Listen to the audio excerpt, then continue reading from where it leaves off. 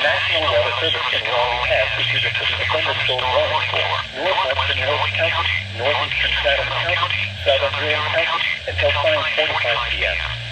At 5:80 p.m., a severe thunderstorm was located near Cary, moving northeast at 10 miles per hour. Hazard 60 miles per hour reduction in forward-side hail. Source, radar indicated. Impact, hail damage to vehicles is expected. Expect wind damage to roofs, siding, and trees. Locations impacted include Raleigh, Durham, Cary, Albany International, Apex, Morrisville, Pullman, Williams Sunset State Park, Parkwood, and Jordan Lake. For your protection,